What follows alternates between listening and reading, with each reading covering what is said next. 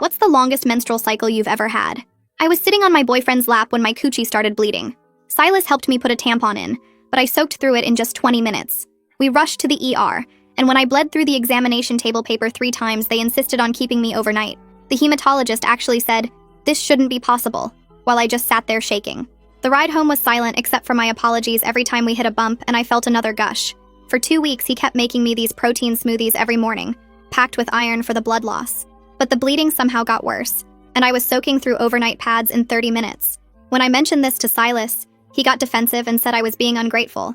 His voice had this edge that made me shut up immediately. By day 23, I was going through a box of super tampons every 2 days.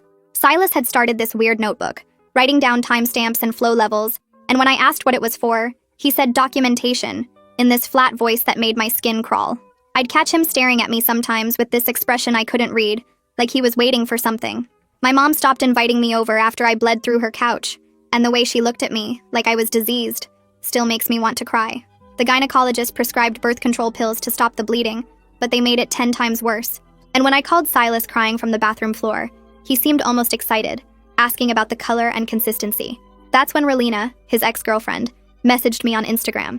My hands were trembling as I read, "We need to talk about Silas. It's about your bleeding." We met at a coffee shop where she pulled up medical records on her phone showing she'd had unexplained bleeding for 2 months. "It started right after Silas began making me breakfast smoothies," she said. "It stopped the day I left him." But I noticed she kept shifting uncomfortably in her seat the same way I did when I felt another gush coming. When I confronted Silas that night, my voice shaking with rage and fear, he broke down sobbing. He admitted he'd been crushing Plan B pills into my smoothies because I'd mentioned wanting kids someday, and he wasn't ready. I had to grab the counter to stop myself from collapsing. But there was something wrong. That was 3 months ago. The bleeding should have stopped weeks ago, according to every medical website I frantically searched. He moved out immediately, grabbing that notebook like it was precious, and I was too exhausted to stop him. Day 65 came with blood still pouring out of me. Relina finally admitted she'd lied about it stopping, pulling adult diapers from her purse.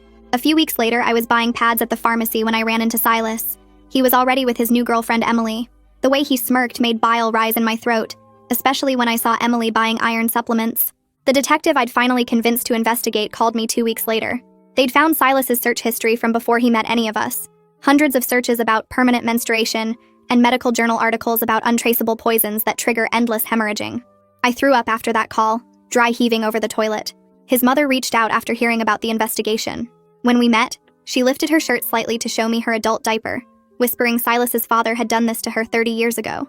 Her eyes were so empty when she said 30 years, I actually whimpered. When the day of the court case finally arrived, Silas's